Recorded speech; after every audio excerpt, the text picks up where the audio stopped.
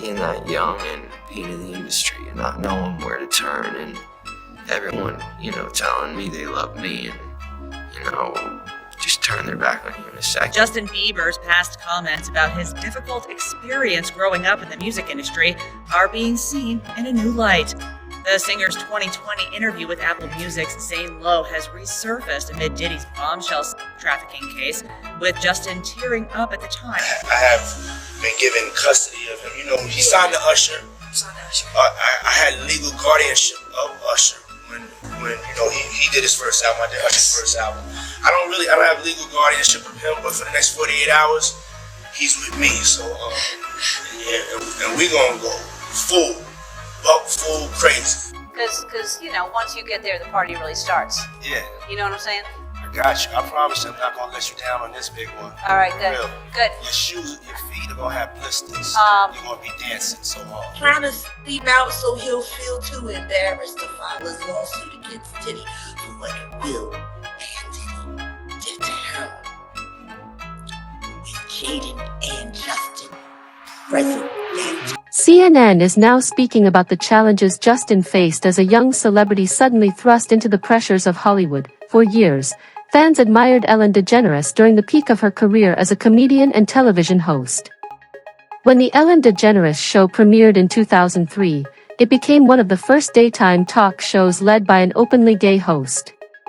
The program reached millions of viewers daily and helped bring messages of equality, acceptance, and LGBTQ representation into mainstream television. Known for dancing with audience members at the start of each episode, DeGeneres built a successful formula around celebrity interviews, lighthearted pranks, emotional stories, and viral moments.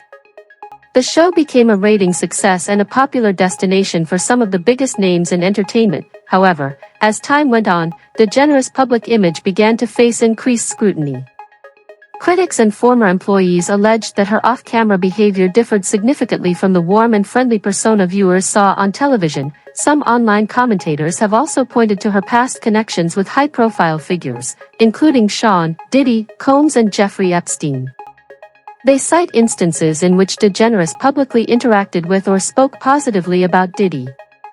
For example, in 2016, she celebrated his birthday on social media, mentioning several of his well-known nicknames before adding one of her own. These interactions have led some fans and commentators to speculate about how familiar DeGeneres may have been with Diddy's social circle and events, though such claims remain the subject of public debate and interpretation.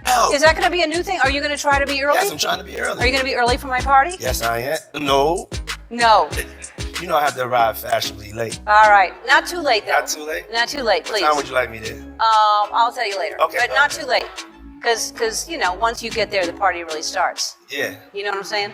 I got you. I promise you I'm not going to let you down on this big one. All right, good. Real. Good. Your shoes, your feet are going to have blisters. You're going to be dancing so hard. I can't wait. There have been some messed up old celebrity tweets about P. Diddy, but this has to be the weirdest so far. In 2016, Ellen tweeted, "Happy birthday, P. Diddy, Puff Daddy, Sean Combs, or as I call him, Cuddle Nick Snuggle Stuff.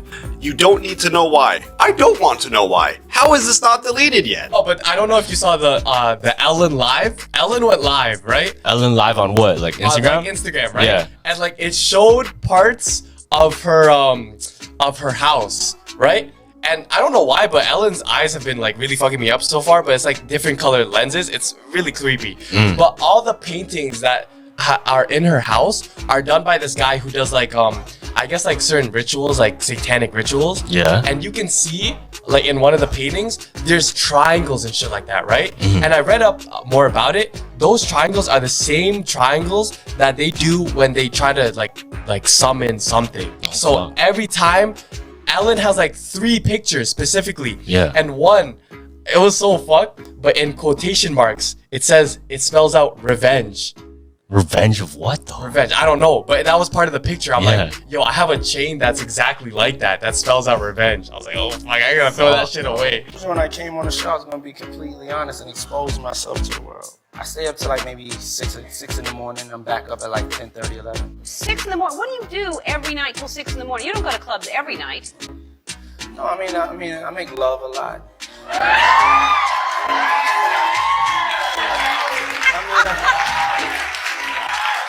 That's my favorite answer ever. Criticism of Ellen DeGeneres extended beyond her associations with other public figures.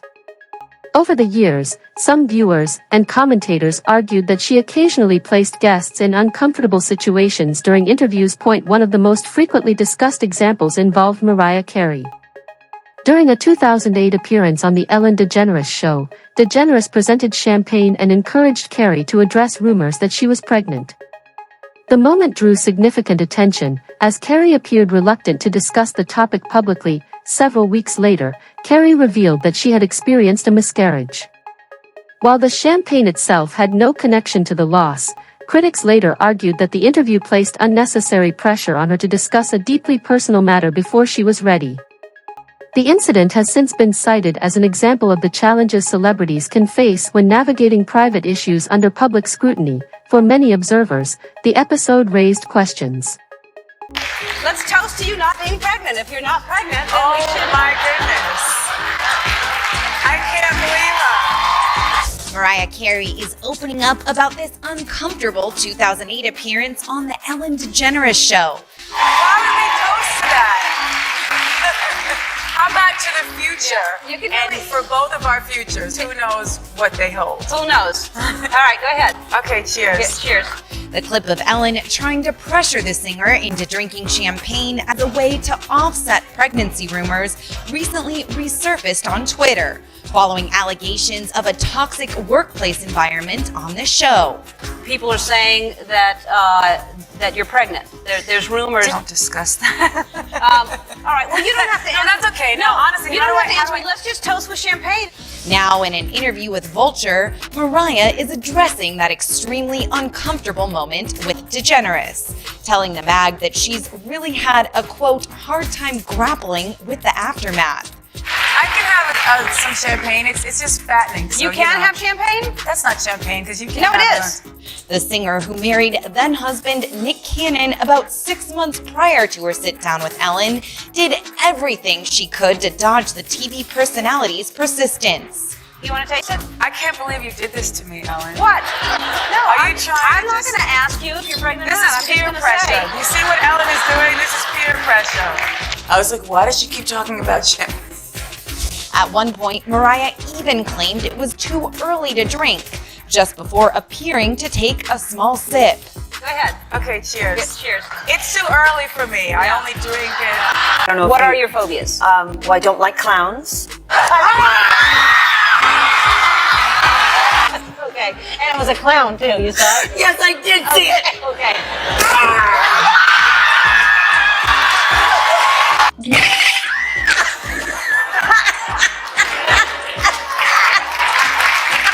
Trypophobia, which is basically a fear of any holes that I don't like the look. That's it. I mean, I really actually have a real problem looking at it. Why? So let me know when it's...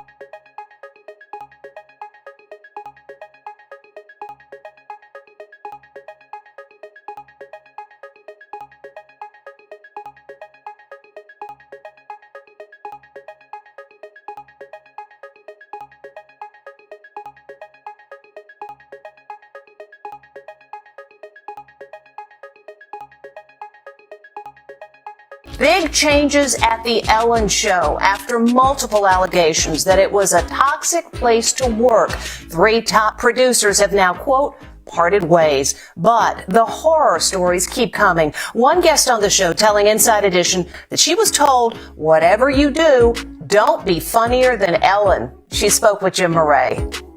I need Dana DiMatteo. This audience member on The Ellen Show is now revealing how she went from thrilled to getting really upset. You just expect a lot when you go to meet like your idol, and then when you get disappointed, it's like such a letdown. In 2018, Dana DiMatteo flew from Chicago to Los Angeles and was delighted to be picked out of the audience to have some fun with Ellen.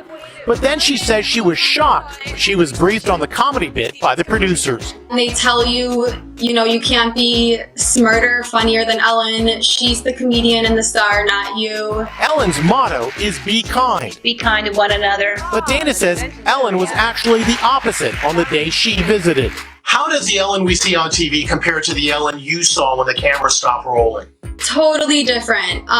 She would only speak to the audience when the cameras were rolling. As soon as they turned the cameras off, she would not even acknowledge the audience. She would just sit on the couch, basically. Even when she exited, she just said what she had to say on camera and then walked off. Dana appeared in the Make It Rain segment, where guests can be drenched with money or water after they answer trivia questions.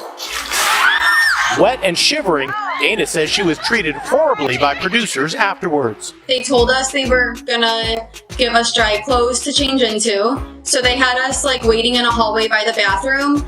And it's almost like they forgot about us because we were waiting there for a good 45 minutes.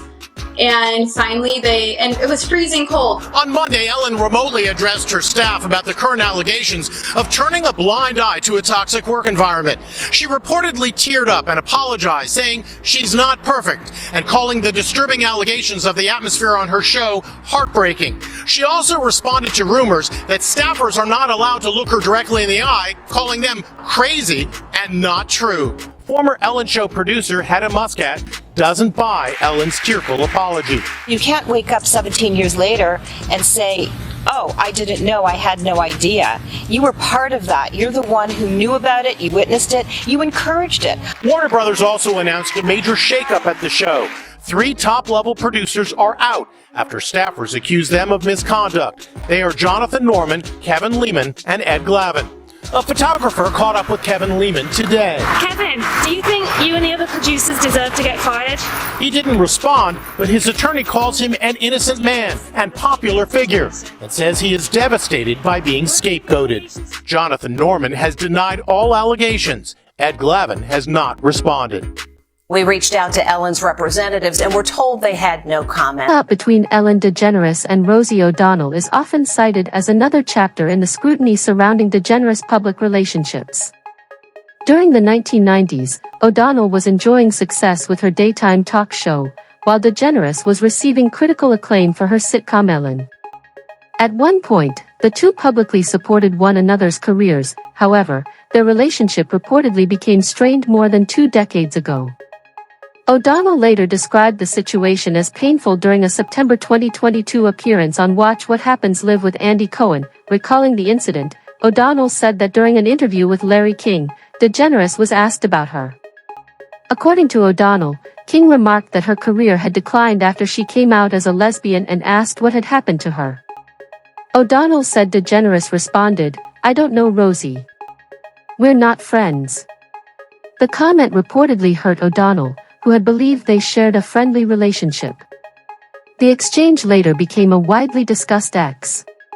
So in 2000s cable television, you basically got to pick between 2 lesbians, one being Ellen DeGeneres, who was the dancing comedian who was a nightmare off set, and the other one was Rosie O'Donnell, who represented the LGBT movement in the 2000s, but what was really weird is the two actually hated each other, and now Rosie O'Donnell's come out trashing Ellen. Both of these two actresses came out very publicly, where Ellen DeGeneres had a sitcom in the 1990s, and she came out in 1997, but the controversy led to the show being cancelled. Then in 2002, Rosie O'Donnell came out as a lesbian a month before her talk show ended with the whole world saying duh. Then in the 2000s, a lot of people started to compare Ellen DeGeneres to Rosie O'Donnell because she was the one who took Rosie's time slot on cable TV for The Ellen Show, which began in 2003. This got strange in 2005 when Ellen DeGeneres was on the Larry King Show and she said she didn't know anything about Rosie O'Donnell, she didn't know her personally. It really made no sense seeing how they were photographed numerous times at events together, sat at the same table, and Rosie O'Donnell years later came out saying until that moment she thought Ellen was a friend. I think that was an early sign Ellen was a C-word behind closed doors, and with that I'm Charles Pearl, subscribe to It's a tough thing. Ellen DeGeneres has once again become the subject of public discussion following renewed attention surrounding documents related to Jeffrey Epstein's case.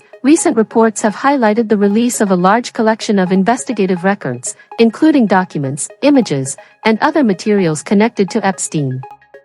In the wake of those disclosures, some commentators and social media users have claimed that DeGeneres' name appears within the records. However, the appearance of a person's name in investigative documents does not, by itself, indicate wrongdoing. As with many high-profile cases, public interest has fueled speculation and debate about the identities mentioned in the released materials and the nature of any connections they may have had to Epstein. I'm going to take a break from that right now to show you some more rapid-fire clips from the files, like this one, where Epstein is seen chasing around two girls in the kitchen. You may have seen it before, but take a look.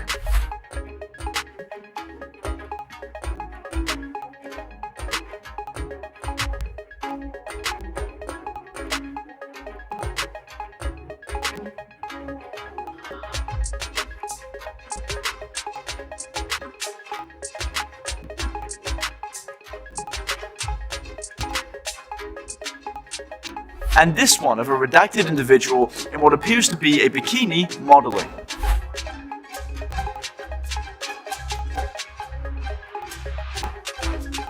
Now, earlier I mentioned some conspiracies, and I want to talk to you about what the internet has been cooking up, and this one is insane. I need to address something that's been blowing up online since these files started dropping, because every time these documents like this get released, the internet does what the internet does. So there's a claim circulating right now that the Epstein files reveal Ellen DeGeneres as, and I'm quoting this directly from the posts, Hollywood's most prolific cannibal, that she consumed human flesh. People are sharing distorted images of her face, writing paragraphs about underground dystopias, calling her a vampire. Now, these are completely unfounded claims with no evidence to back them up. So let's take a look at what's actually in the files. Ellen DeGeneres is named in the Epstein documents, and that part is real. Her name appears in the broader index of over 300 high-profile individuals that show up across the investigative materials. So, flight logs, communications, third-party interviews, peripheral records.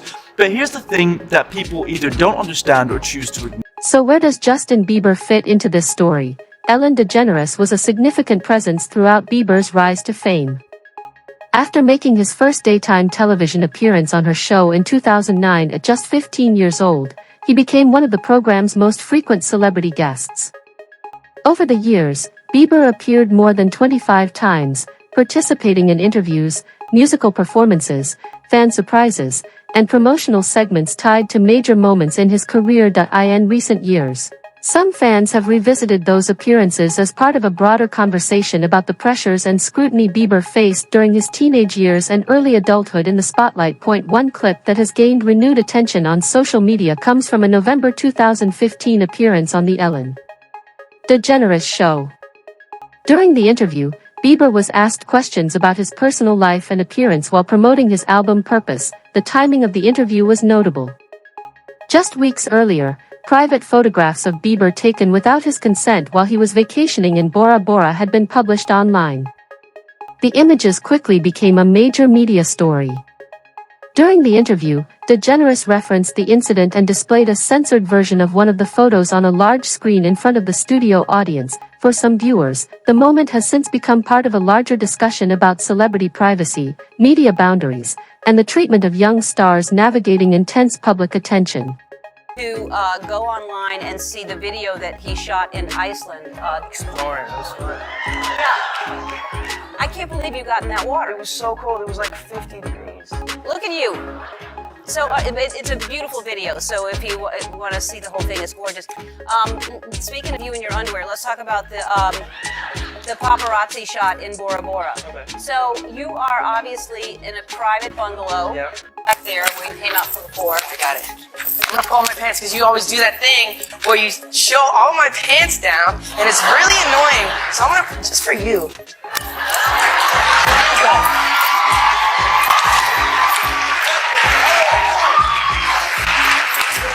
Back here?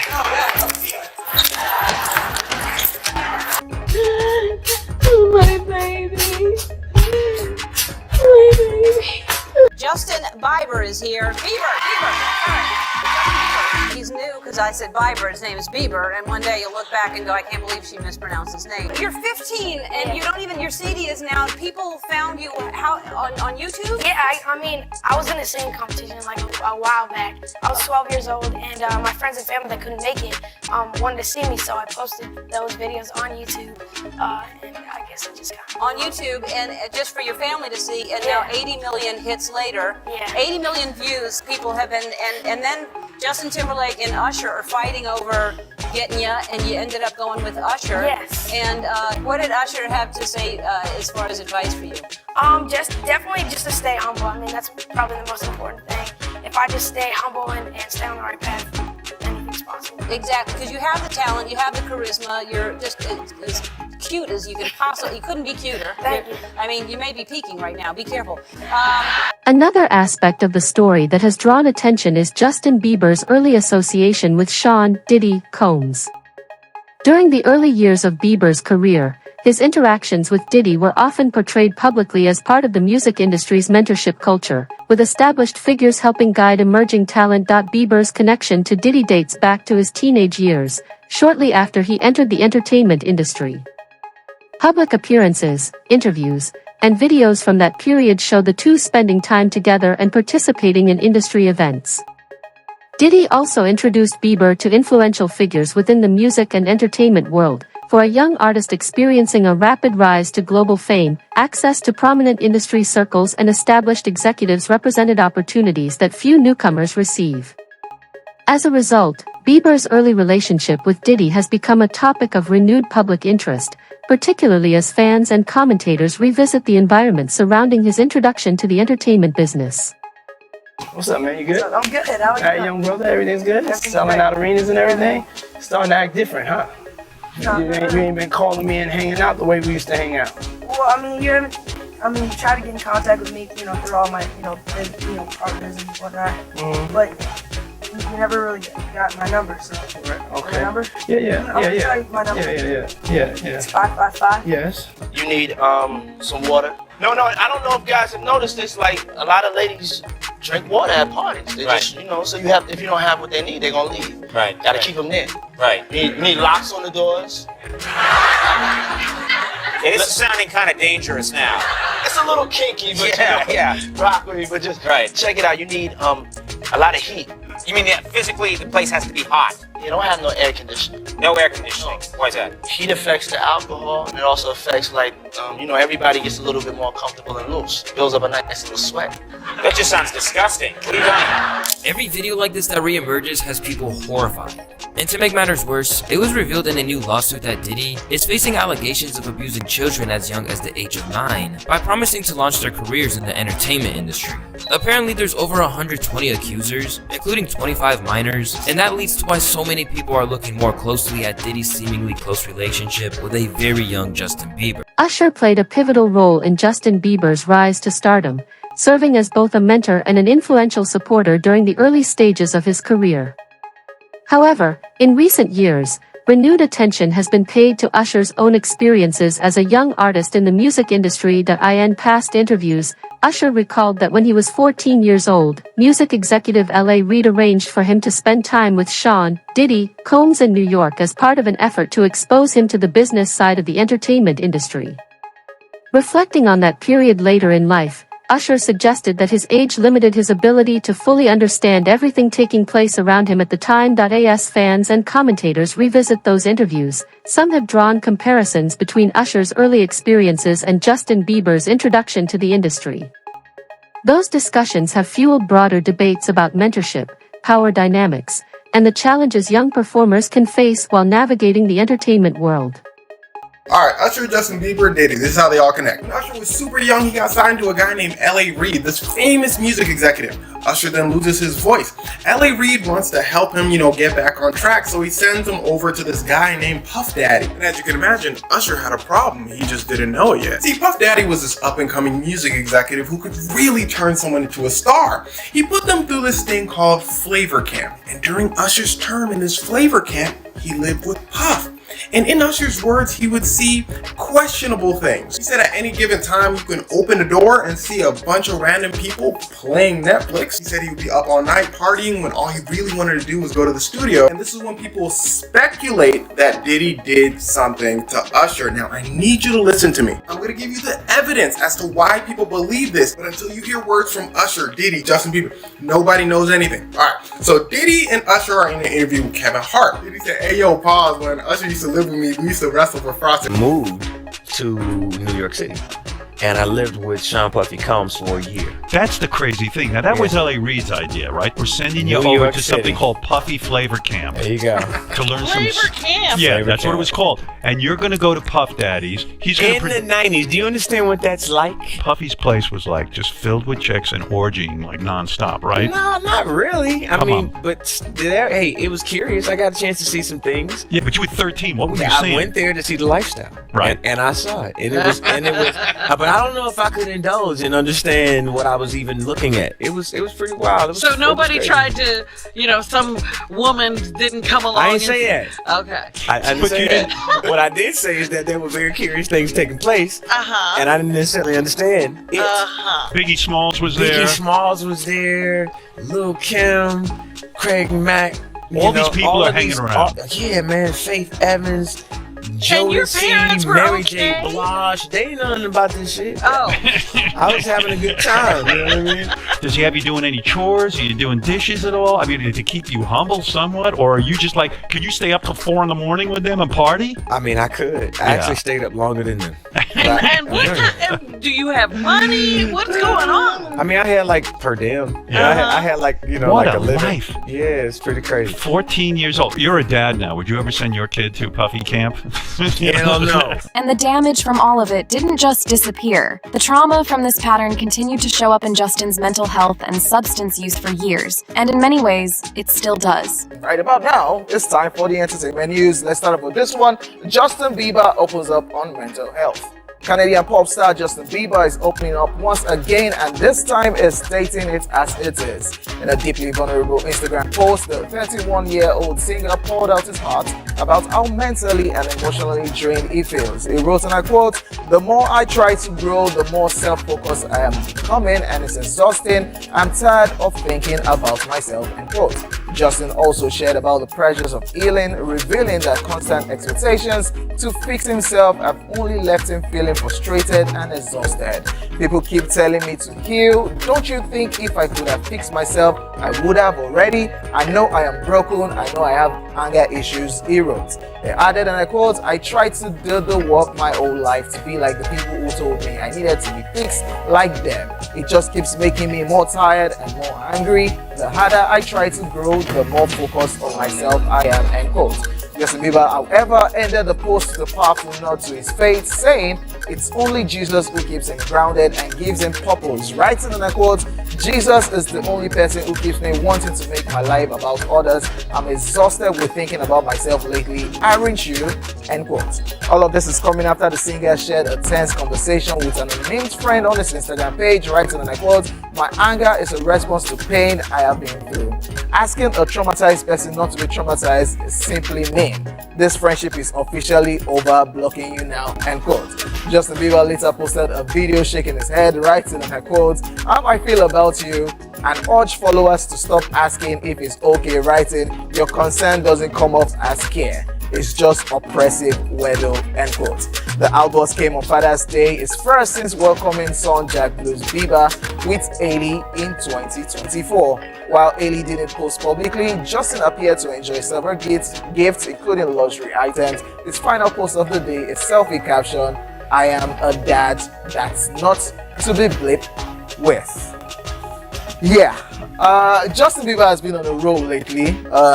Aside the paparazzi situation where he lashed out at the paparazzi, and of course his situation with his marriage, too many speculations everywhere if that marriage is still functioning. Yeah, we all know that Justin Bieber is young, got into limelight as a kid, now married, has a kid also, but everything is surrounding his mental illness, and we notice, or we've seen severally, him posting cryptic messages. And with this one that's happened right now, people are now weighing into the relationship proper. If Justin Bieber's marriage with Hailey Bieber is still intact. Hailey has not said anything. We don't know who Justin is friend to, but according to what he wrote on his Instagram page, people are expecting him to live a certain kind of way. This is a child that grew into stardom and is going through a lot. So I think what we need to do as individuals is to let Justin heal, whichever way he wants to heal, and not put pressure on him. Yes, this boy grew up in our very own eyes. but we're expecting a whole lot from him, a father, an adult right now. So let's give Justin Bieber time to heal and do whatever he wants to do by himself at his own time. Justin Bieber just went nuclear on Instagram. He says Britney Spears didn't simply break down, she endured years of brutal, systemic, MK Ultra style monarch programming. And it all started when she was just a child. Justin wrote, quote, "Where were you guys when Britney was forced to eat her own hymen? Yeah, you heard me. Sick rituals, sick that run it." End quote. Justin. Was Ellen DeGeneres simply a television personality whose style and behavior became increasingly controversial over time? Or do the stories surrounding her reflect broader issues within the entertainment industry and the way young celebrities are treated behind the scenes? The renewed discussion around Justin Bieber's early years has prompted many people to reconsider how fame, media attention, and industry relationships can affect young performers. It also raises larger questions about how many other rising stars may have faced similar pressures while millions watch their careers unfold. Share your thoughts in the comments below. And if you found this video insightful, be sure to subscribe for more deep dives into the stories, controversies, and industry dynamics that continue to shape the world of entertainment.